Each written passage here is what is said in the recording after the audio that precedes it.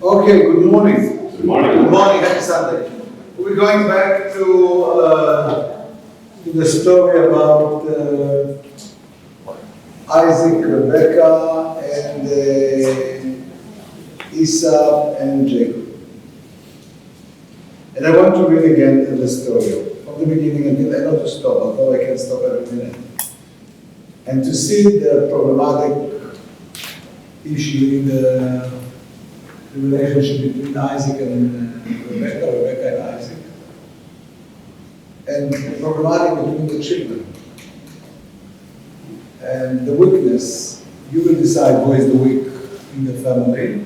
And then I want to ask you, you have to choose, as I told you last time, to choose somebody that you feel comfortable with him, that you can support him. And then I want to do, after each of you to tell me, each of you have to tell me who you're going to support. Isaac, Rebecca, Jacob and Esau, and then I want to do reflection to us. It's not about them, it's about us. The story is a wonderful story. But we are lying also. We are lying inside families. Children see it. Children know everything what is going on. They are not speaking, but they know. Some of our partners, they know that we are lying, but they don't want to do nothing. And the question why?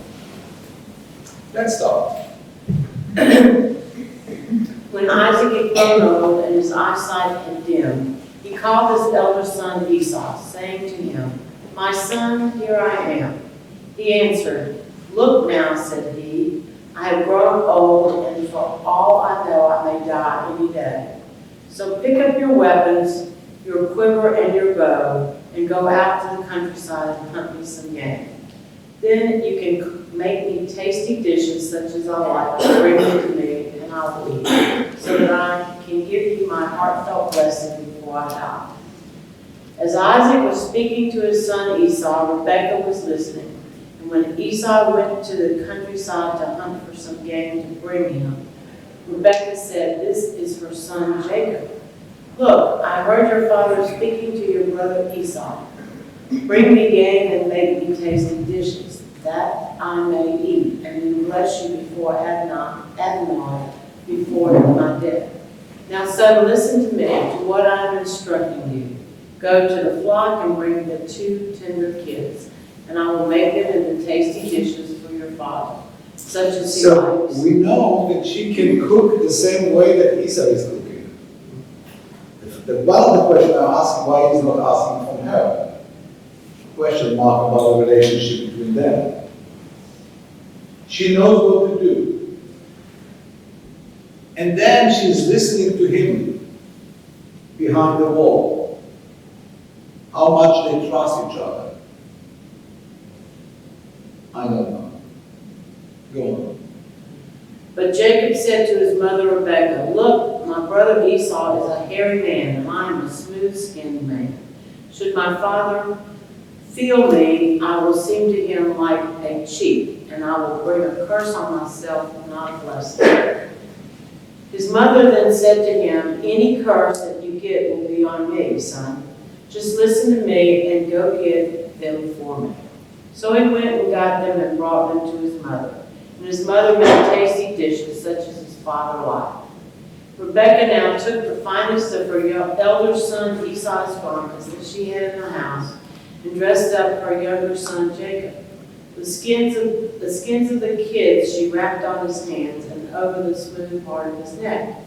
And she put the tasty food and the bread that she had made into her son Jacob's hand. Going then to his father, he said, "Father." And he replied, "Here I am, which son of mine are you?" Jacob said to his father, "I am Esau, your firstborn. I have done as you told me. Pray, get up and sit and eat of my game so that you can give me your heartfelt blessing." How do you call this in English? What is his title? He's behaved. Jacob behaved. He's a Trickster. He's a liar. See, he's a liar. And the father was a super liar. And the father, I don't want to see, I don't want to hear, I know that you lied to me. All the families around lying. Everybody is lying to everybody. And everybody knows that I'm lying. Everybody knows that they're lying. And it's okay to lie. What is Esau's lie? Wait a minute. He didn't lie, but he knows that they're doing things behind his back and he's not reacting. And the divine is sitting in his chair and he said to them, go home play. Okay. Silence is a sin. Silence sometimes is the most, when you are in silence, this is the most high value of voice.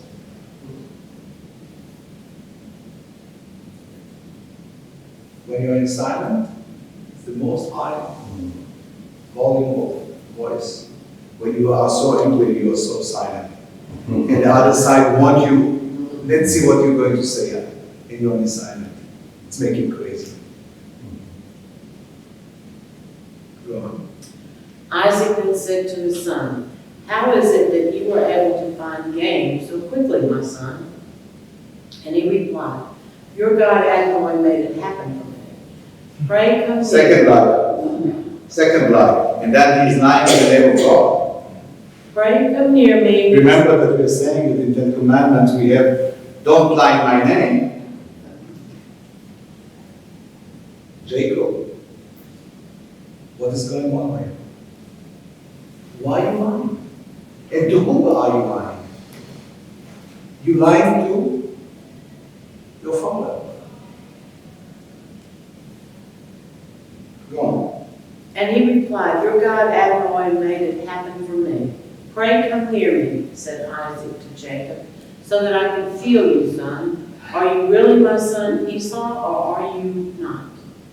Jacob approached his father Isaac, who felt him and said, the voice is the voice of Jacob, but the hands are the hands of Esau. He knows that he's lying, and he plays games. Why did you break the glass now? To say nothing. Go away. What can happen between them? Let's say that now Isaac is saying to Jacob, super loud, go outside from the room. What will happen?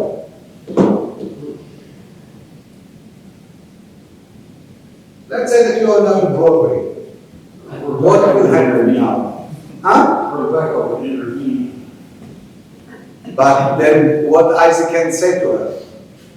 Let's say that now God is coming to the arena and he changed the... Yeah. What will happen now? He did divorce her. Jacob wanted to being a patriarch. Okay.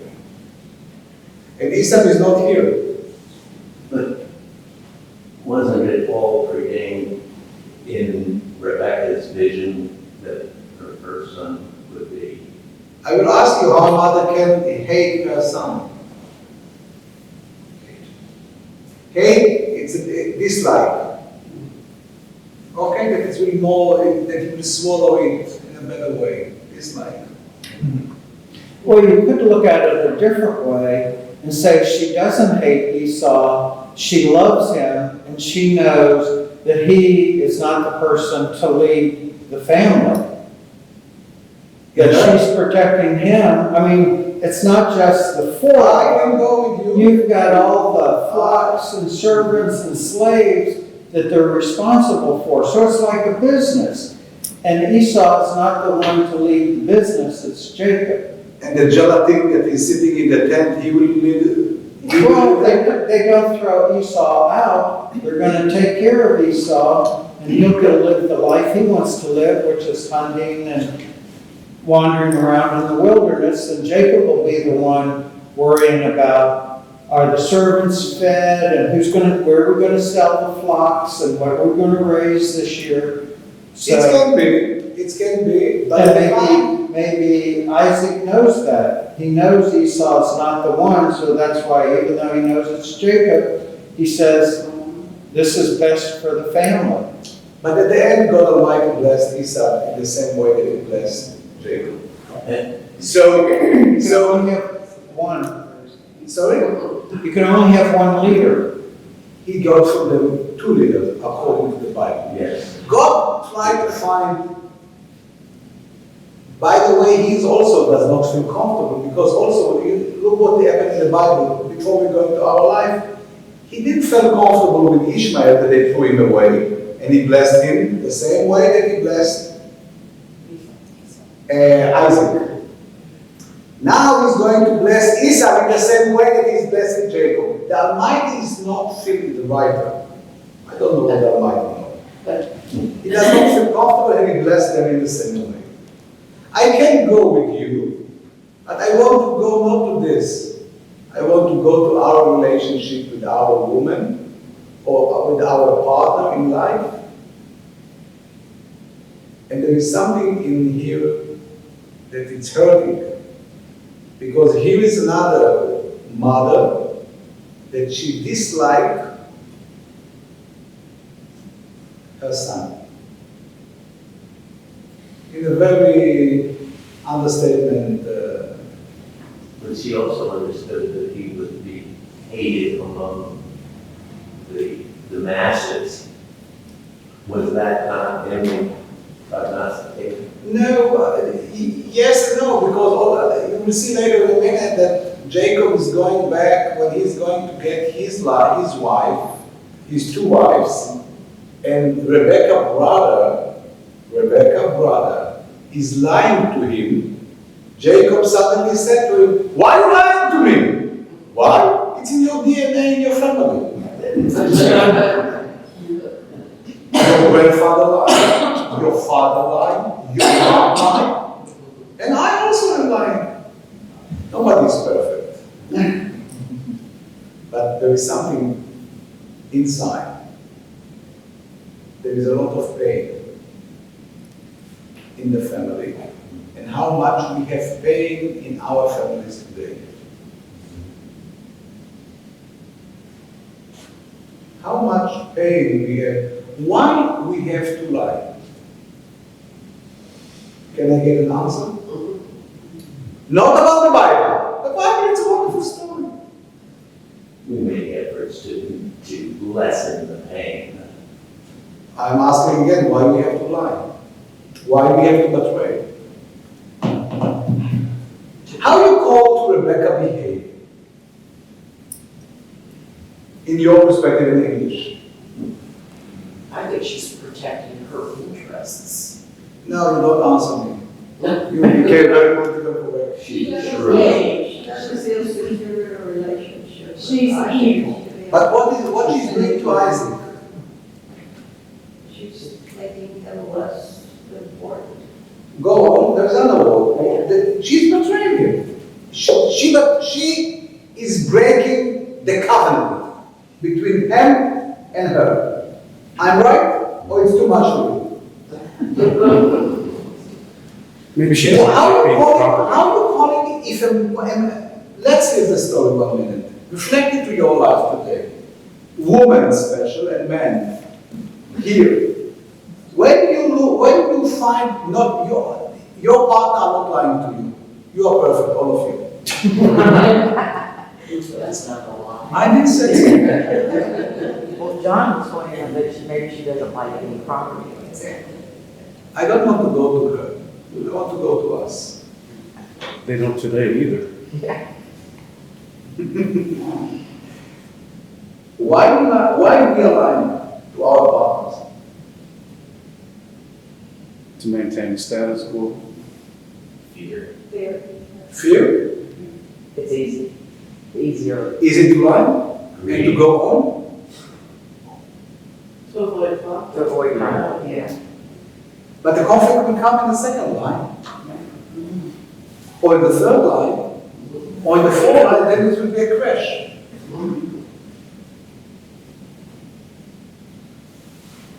We lie to take a temporary advantage. And you feel comfortable with this? Of course, I'm going to have to lie to cover that one. And Two more lies to cover both of those. then you will wake up in the morning and you say, how many lies I told to my mom, to my wife? lost count. So what is the purpose of partnership if we align? It's coming from a pain. What is the reflection on us? How we feel when we align? Not to a child, to a partner. Most of it. Oh, we come to guilt. After how many hours or after how many days? And another person. But then you start to create the second line, or the third line, or the fourth line, and then you're in a mess. 8, 16, 32. And then why are you staying together? You know, I think part of it might be sometimes not trusting that the other person will still love us if they know who we are and what we really did. There's a kind of insecurity, right, in the relationship itself. And if she knows what I did today, that might be it. And we prefer to go on with the story with what we are telling instead to bring it to the table and to find a solution, or to break the covenant between us as partners. Well, if that's what your family had always done, that's what you knew, it's what you know. I'm not saying it's right. No, I'm not judging. I'm not judging. I'm bringing the story in the Bible to our life because the story is a difficult story. It's a very difficult story. Isaac knows that Jacob is lying to him. He knows for sure. Rebecca, why Rebecca is lying? I can't take what she told me that she feel uncomfortable, insecure, etc., etc., etc. But something in the relationship between them does not, and she's the strong, she's the lady, she's the master at the house. She's the master. It's also power stuff. She's not worried about Esau. He's a big burly guy. He can take care of himself. Jacob needs a little propping up. So the mama is going to give an extra favor to the lesser fortunate. Jacob, conniving, the trickster. But how we are doing this with our children today? I think we prefer to live in harmony. Life is very, very difficult when you're always in conflict with your friends, your spouse, your children. I have 5 children and they're all in favor. And you want me to believe you? As long as they do. You want me to It's not in there, you know, we're reading a lot into what are their motives beyond just what the story's telling us. What are they thinking, what are they feeling, how do they actually relate to each other?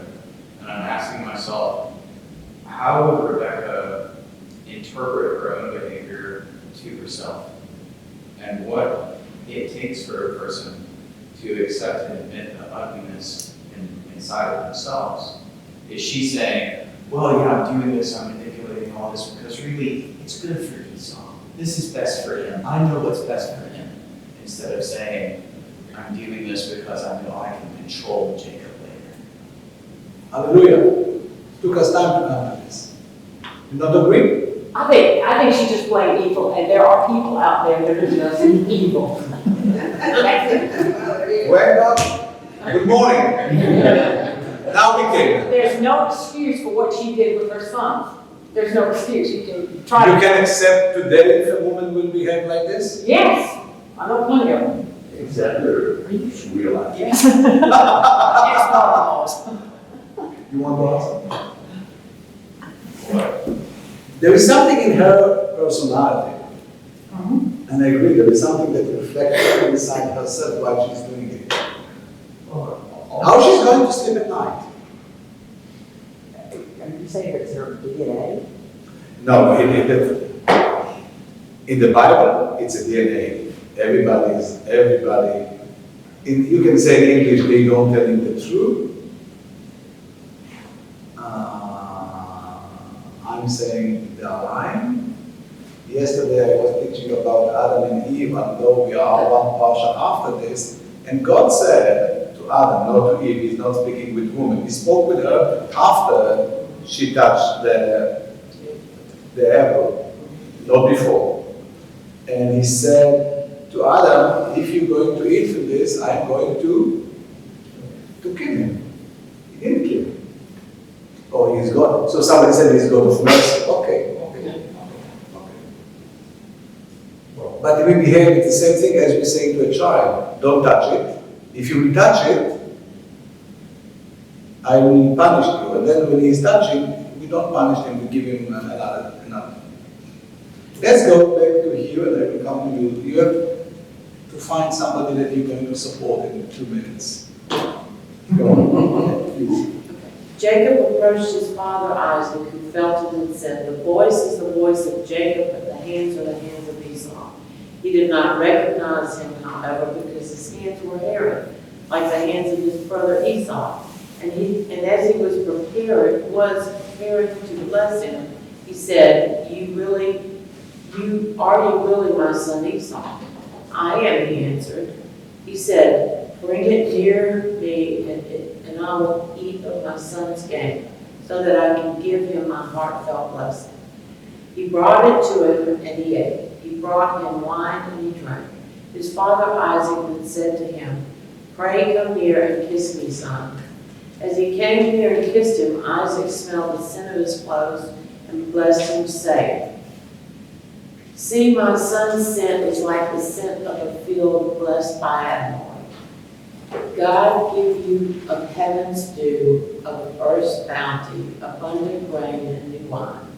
Let people serve you, nations bow down to you. Be a ruler to your brothers, and let your mother's sons bow down to you. May those who curse you be cursed, may those who bless you be blessed."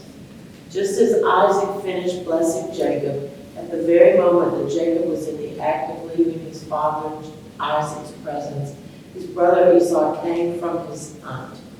He said he too made tasty dishes that he brought to his father, and he said to his father, "Let my father get ready to eat of his son's game, so that you can give me your heartfelt blessing." But his father said to him, "Who are you?" So he replied, "I am your son, your firstborn, Esau." Isaac now began to shudder, a shuddering exceedingly great, and he said, "Who then hunted game and brought it to me, and I ate it all before you came? I blessed him, and blessed he will remain." When Esau heard his father's words, he broke into an exceedingly loud and bitter howl, and said to his father, "Bless me too, father." But he said, "Your brother came with deceit and took away your blessing." He knew, and he played also in the game. He knew that they are lying to him, all around him. Go on. He replied, "Is he not named Jacob? Twice now he has cheated me. He took my birthright, and now look, he has taken my blessing." And he added, "Did you not reserve a blessing for me?" Isaac responded by saying to Esau, "Look, I have appointed him your master and given him all his kin to be his servants, and have supported him with grain and new wine. Come now, what am I to do, my son?" "Do you have but one blessing, father?" said Esau to his father. "Bless me too, father." And Esau cried out and wept. His father Isaac then responded and said to him, "Lo, among the fat places of the earth shall your dwelling be." Okay, he's blessing him, etc., etc. Yeah, now I want to hear you. Esau, Jacob, Rebekah, or Isaac, with whom you're going? With whom you are going? With whom you...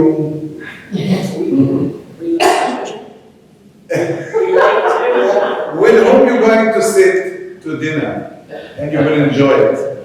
And you will say, "Yes, wonderful job. A great actor. A great one. I love you so much."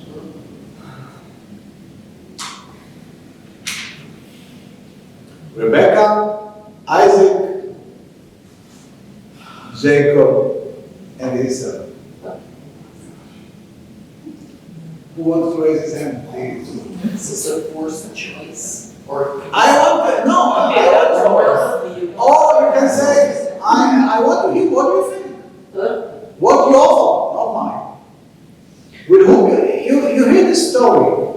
It's like you watching a telenovela in the TV. You have feelings with somebody. You have emotion with somebody. I think I feel bad for Jacob. No, you don't answer to me. You're Isaac. please. I want, no, you feel bad. I feel bad about all the story. Well, yeah. It's a family that I'm saying, I don't know, they have to come to counseling, this family, all the four of them. It seems to me that Isaac has a clear conscience, based on what I've heard this morning. He's who I go with. You feel comfortable with it? You want to give him any advice? Give him advice? Yes? So, I know it's hard. I would sit there like this. You don't want to be the firstborn in Genesis.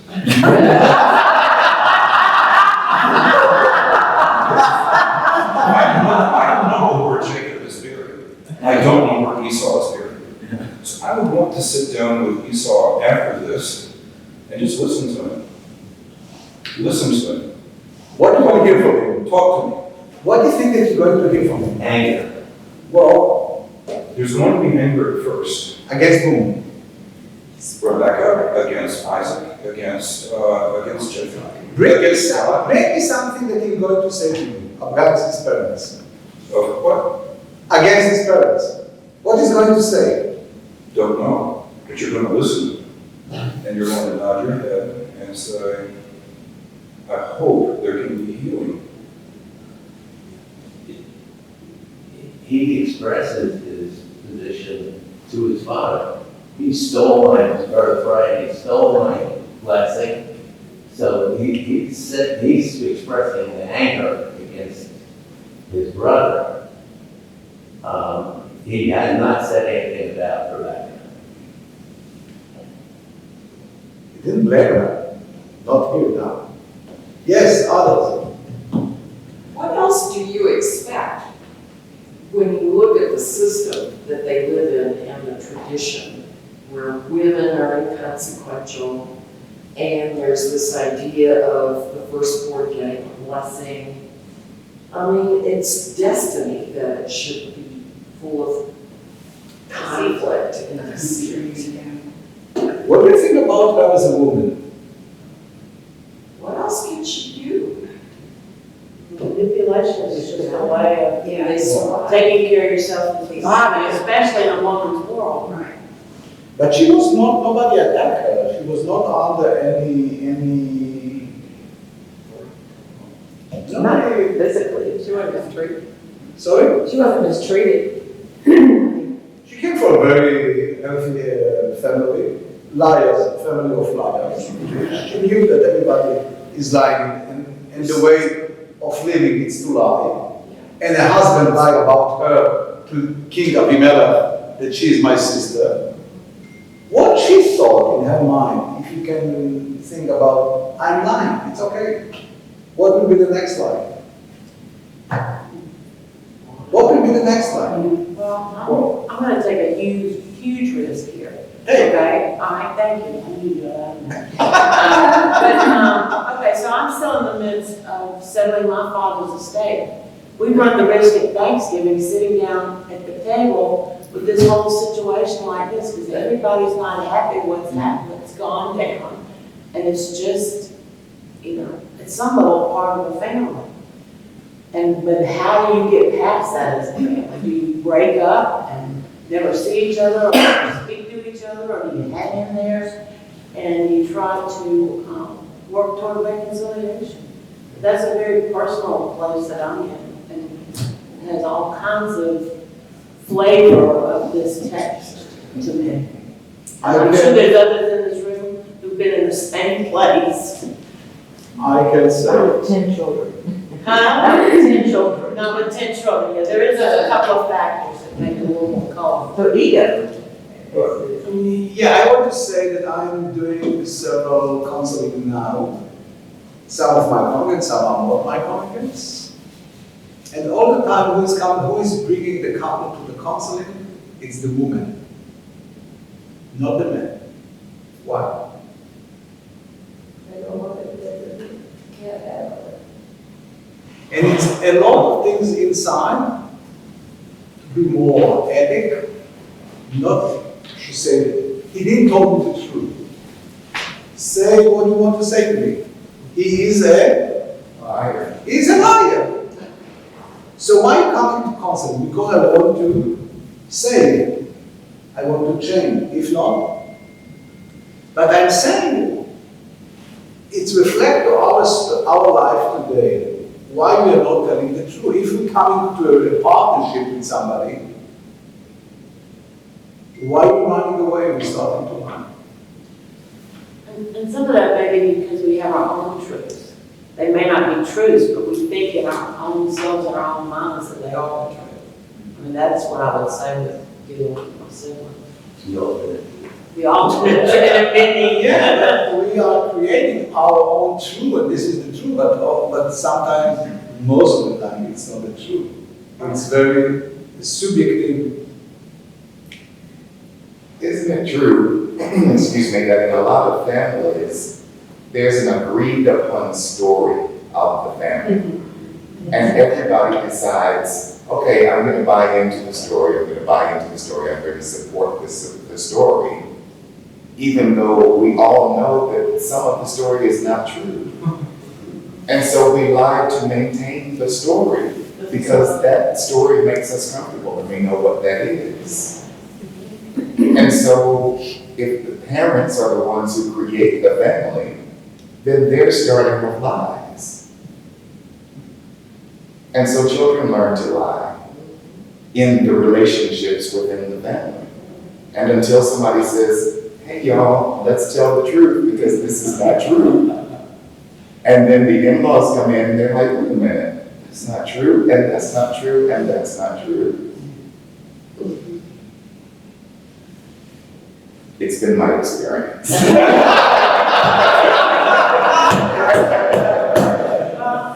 We started first with Abraham and Sarah. Okay, so then we come to this story. We went to the next story in this family. It's the same thing again. So I think that's a very valid point. But that's the part of the point is that's the stories we learn, and we stick to them as basically being how it should be. You know, I mean, I've never in most of my life confronted the idea that there's all these lies going on. And these families families I revered because they were in the Bible. And that was where I was supposed to attend to. And like children know, so even though we learn it one way, we still see the subversive stuff in it as being reaffirming, not just what we learn in our family, but what we learn in the Bible. Yes. So, I mean, that's a powerful thing. No, it's okay. I like it because the Bible gives us, the Bible is doing to us reflection to our life. And the question is not to read the Bible as is, it's to stop and to do, okay, what I'm taking from this story? What I'm taking from this story? They're lying. It's written, black on white, they're lying. Why she's lying? What pushed her to lie? Why are we lying in our life today? And there is no counselor here, there is no mediator here. The God is playing the mediator, one time is here, bless him also, and he's playing the game of, sorry, the divine, it's not you, it's the writer. He wants that everybody will be happy. You will get a blessing, you will get a blessing, Ishmael will get a blessing, everybody will get a blessing. Huh? You get it. You will get it, everything is there. And everybody is satisfied, we close the book and we hold the Bible, perfect. But it's not perfect. It's not perfect. Now, what Esau think about his mom, he left. Better that we not hear what he want to say about her. What Isaac have to say about Jacob, we don't hear. We know that he lied. What Isaac have to say about Rebecca, all of us, let's run away from the room, because he will tell her exactly what he thinks about her. I want to go and to show you, after he is running away, because she's afraid that he's going to kill him. Let's go to chapter 29.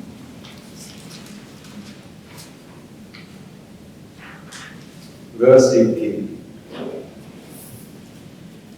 Jacob was in love with Rachel, so he said, I will work for you 7 years for your younger daughter Rachel. Laban answered, I would rather give her to you than to any other man. Stay here with me. So Jacob labored 7 years for Rachel, yet in his love for her, it seemed to him that, yet in his love for her, they seemed to him but a few days. Jacob then said to Laban, let me have my wife. I have filled my dream. Now I want to make love to her. So Laban invited all the people of the place and made a feast. In the evening he took his daughter Leah and brought her to Jacob, who made love to her. And Laban gave his maid Zilpah to his daughter Leah to be her maid. In the morning, look, it was Leah, and Jacob said to Laban, what have you done to me? Wasn't it for Rachel that I agreed to serve you? Why did you deceive me? That's it. You're asking why? Why are you asking why you lied to me? This is the way that you behave in your family, that you don't tell the truth. By the way, he spent with her all night. Only in the morning you saw that it's not, but it's another story. Other things about Isaac and Rebecca, because not all of you can only to say names with whom you supported. I will go with something that I will know what you think about Isaac, Rebecca, Esau, and Jacob. Who is your favorite one? Say the name without any explanation, because I want to go to Miriam to see another woman, another. It's easy, none of the above. Esau. Rebecca? Are you going with her? Mom? Wow. Never mind what she's doing. No better, no worse than the other three. Rebecca. Esau isn't doing anything bad. He sold his birthright to his brother for a sandwich.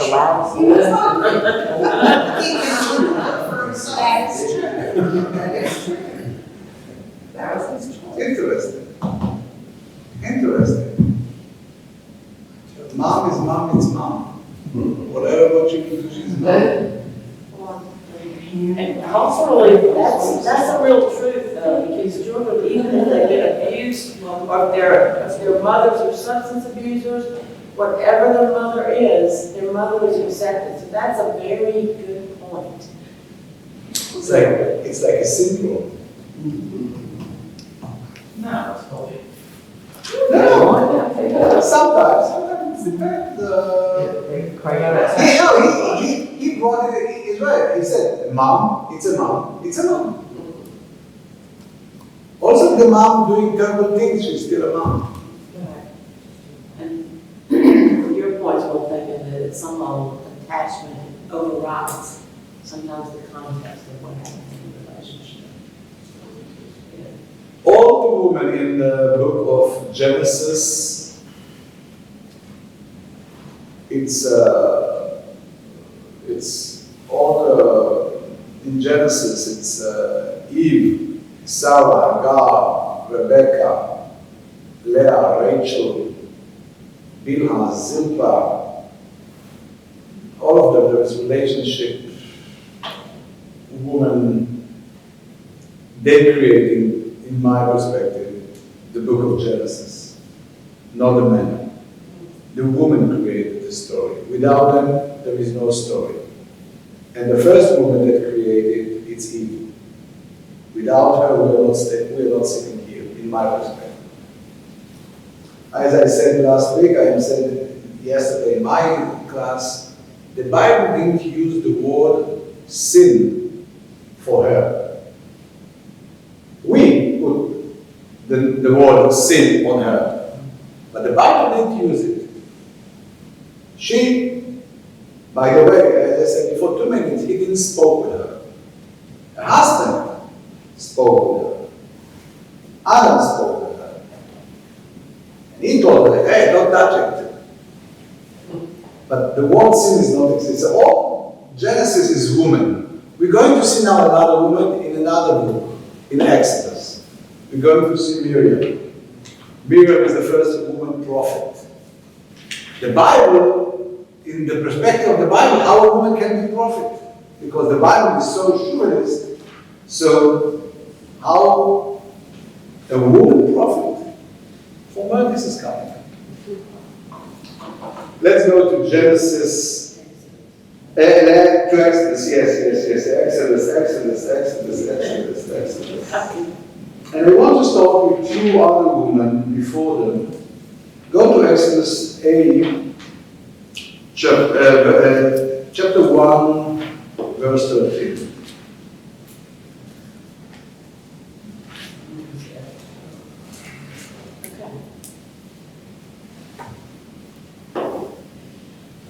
This is Exodus 1:13.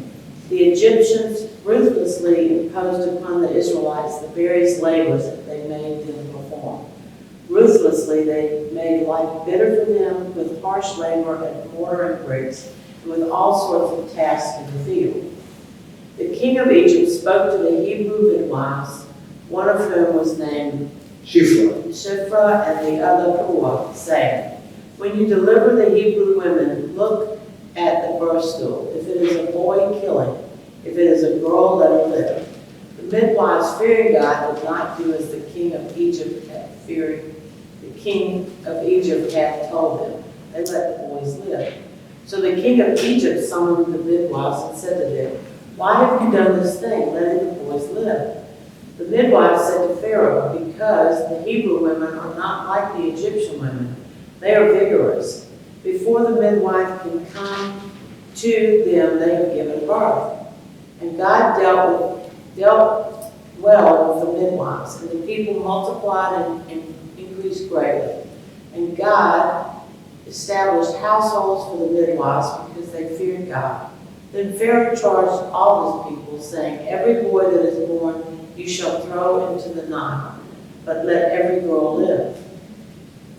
By the way, this is not understanding from the side of Pharaoh, because, okay, you will have boys. What will happen with them? No slave pool. Yeah, but it's have to be. But this shows us the culture that in his mind, it's believed that the boys they will be the power to work for him as slavery, but he does not understand that you will not get more slaves if you're going to throw all the girls. So we have 2 women, they don't obey the king. Puah and Shiphrah. Women don't obey. Go on. A certain member of the house of Levi went and married a woman of Levi. The woman conceived and bore a son. And when she saw how beautiful he was, she hid him for 3 months. When she could hide him no longer, she took a wicker basket from him and caulked it with bitumen and pitch. She put the child into it and placed it among the reeds of the bank of the Nile. And his sister stationed herself at a distance to learn what would befall him. We know there is a brother. Moses got a brother, Aaron. Why she didn't ask from the brother to do it, why she's asking from her daughter to do it? Why we trust girls more than we trust boys? Because they have maternal instincts and will protect the baby. But how you behave today in your life, boys and girls? Men make war. Huh? Men make war. And Girls girls? rise up against fate. Girls are perpetually trained to obey. To the women. Nice. Good. But look, the mother trusts the daughter, she does not trust Aaron, although the Bible will choose later Aaron to be the speaker. God will choose him to be the speaker for Moses. But the mother chose Miriam, that she was younger than Aaron, to go and to protect Moses in the river, to look after him. You don't have to answer me. You said, Baba, both children. But answer to yourself, if you have a boy and a girl, teenager, with whom, if you have something to do, and you want it to be done, with whom you are going?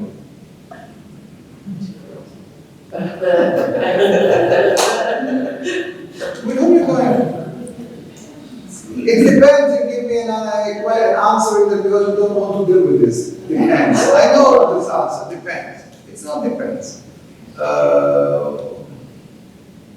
But she does still hiding her to some extent. Her knees are veiled. She obviously didn't go to heaven forever. So she don't want to expose him too much. I think, in my perspective, girls you can trust more than you can trust. I will tell you another. No, it's not a joke. It's not a joke. It's not. What we are saying, if you have boys and if you have girls. If you have girls, what happened? You said, thank you. She will take care about you until the end. Boys, they will going and you will not hear from them. Oh, I cannot come. I'm not here. But the relation, the connection between the mother and the girl,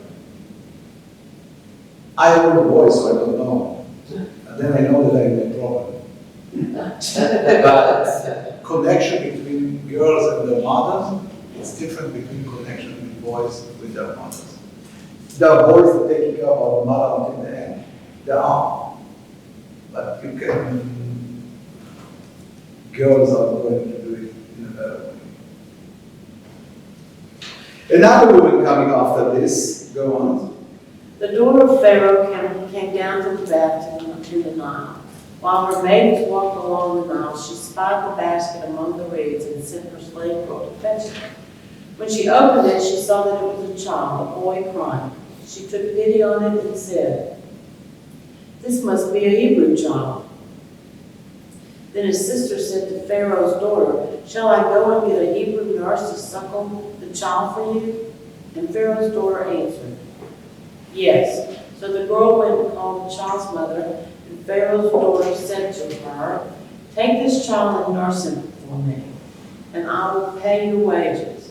So the women took the child and nursed it. When the child grew up, she brought him to Pharaoh's daughter, who made him her son. She named him Moses, explaining, I drew him out of the water. Okay, that's another woman. The daughter of Pharaoh. What she did, she took the finger and she put to her father in his eye. She said, I know that you obey to kill all the children, to throw them in the water. She knew it. She took him and she brought him to where? To the palace. Inside. It's like take a finger to put to Pharaoh in the eyes. And then the daughter, his sister came and said, I know somebody that can. She brought the mother. Miriam, she's not afraid of nothing.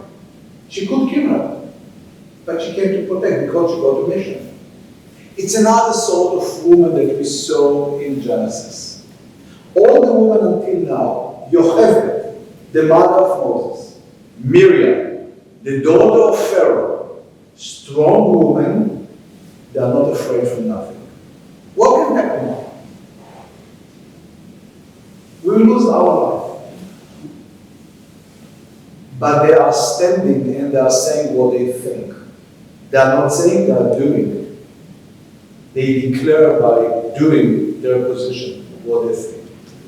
Another woman, before we're going to deal more with Miriam, is to go to chapter 4.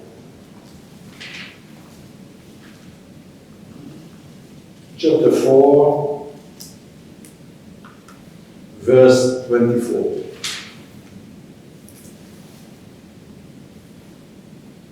At a night encampment on the way, Adonai encountered him and sought to kill him. He wants to kill Moses. God Almighty wants to kill Moses after he gave him the mission. Why? Go on. So Zipporah took a flint and cut off her son's foreskin and touched his leg with it, saying, "You are truly a bridegroom of blood to me." And when God let him alone, she added, "A bridegroom of blood because of the circumcision." That's it. Zipporah, the wife of Moses, was the first mohel, the first, she did the circumcision. A woman.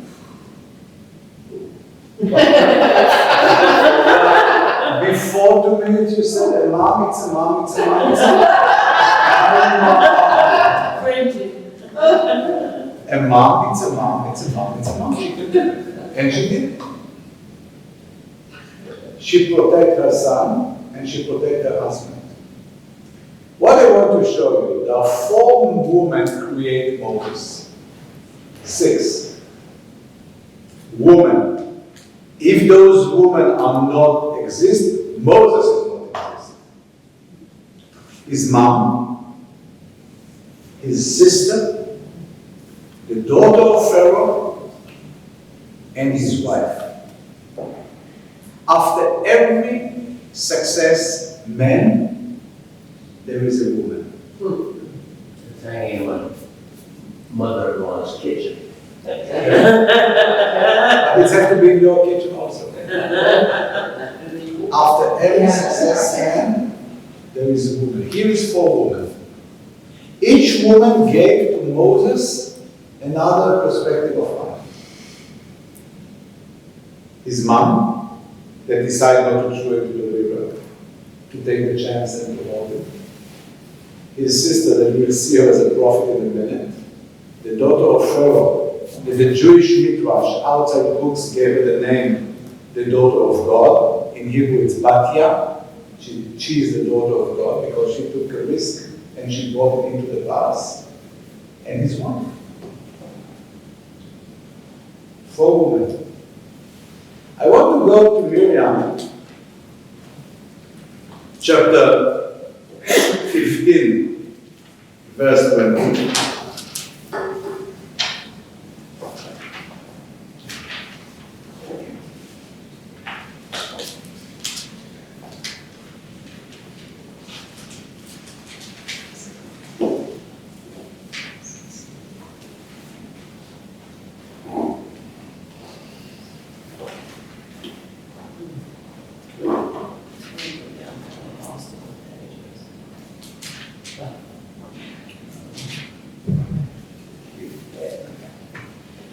Then Miriam the prophet, Aaron's sister, picked up a hand drum, and all the women went out after her and danced with hand drums. And Miriam chanted for them, "Sing to Adonai, because he has triumphed gloriously. Horse and driver, he is hurled into the That's sea." it. A woman in a very patriarchal society decided to go out and to sing in front of everybody and not to be afraid. Very brave woman. What I said to Suzanne, the Bible don't give us any clue about her family. We don't know nothing. If there was a family, if there is a family, if she got a husband, if there is children, we don't know. But she's very brave to go and to do things that other men are not doing. She went out and to start to sing.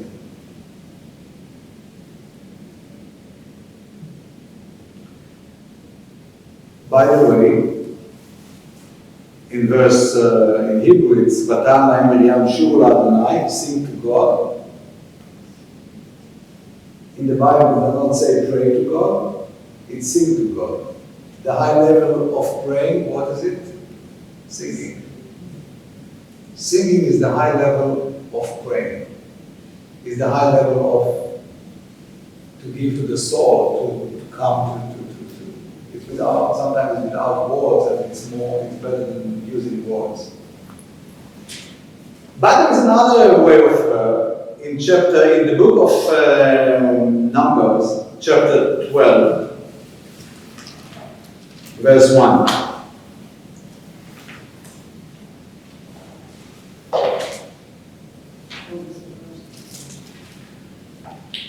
Numbers, chapter 12.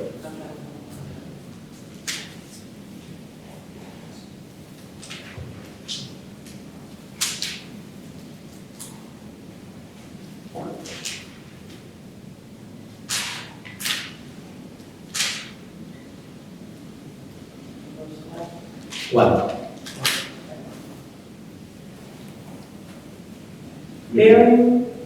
Miriam and Aaron spoke against Moses because of the Cushite woman he had married. He married a Cushite woman. They said, "Has Adonai spoken only through Moses? Has God not spoken through us as well?" That's it.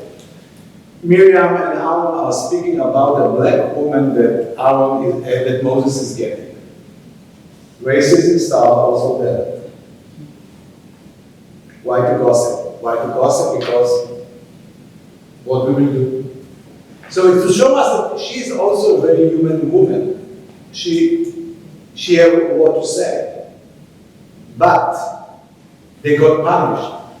But who got punished? Two of them spoke. Aaron and Miriam spoke between them about him. The divine appeared from upstairs into the tabernacle tent. And he said, "You don't have to speak. Go out, two of you." And who got the punishment at the end? Only Miriam. Why? Yes. I'm asking myself why. I asked myself that too, right? Why only she got the punishment? Let's read it. Go to verse 5.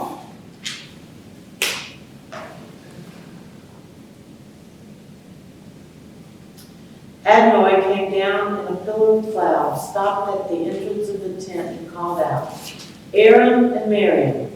The two of them came forward, and God said, "Hear these my words. When prophets of Adonai arise among you, I make myself known to them in a vision. I speak with them in a dream. Not so with my servant Moses. He is trusted throughout my household. With him I speak mouth to mouth, plainly and not in riddles. And he beholds the likeness of Adonai. How then did you not shrink from speaking against my servant Moses? Still incensed with them, Adonai departed. As the cloud withdrew from the tent, there was Miriam stricken with snow white scales. When Aaron turned toward Miriam, he saw that she was stricken with scales.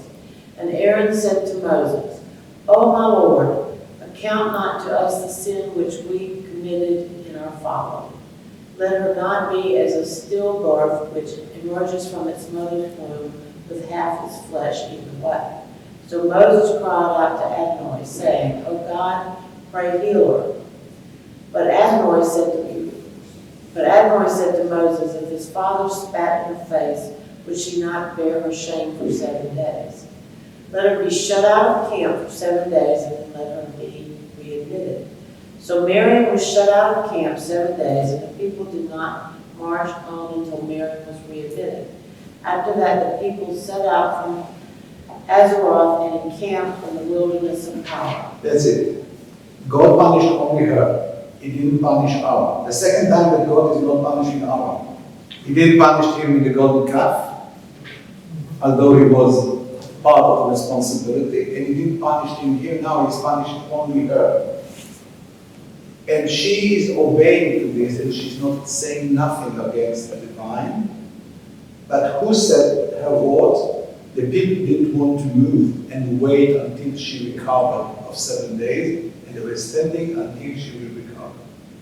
I want to finish this session because she is a prophet, and there is a lot of things about her outside of the Bible. The prophet Micah, that was nearly 1,000 years after her. He said in chapter 6, in verse 4, he said, "For I brought you up from the land of Egypt, and I redeemed you from the house of bondage. I sent you Moses, Aaron, and Miriam before you." The prophet Micah was so long after it. Understand, without Miriam, and Miriam in the Jewish tradition is water. Miriam represents water in the Bible because after she passed away there was no water. And she created all the time to drink the water. And there is a lot outside of the book that she got the ability to do it. But when she passed away, it is another reason why all the three of them passed away in the desert. Moses does not know what to do. And here is coming the problem that he had. Because then God said to him, speak to the rock. And what he's doing is hitting the rock. Because he didn't got the practicing of what to do. Only a woman knows what to do. Happy Sunday. Thank you.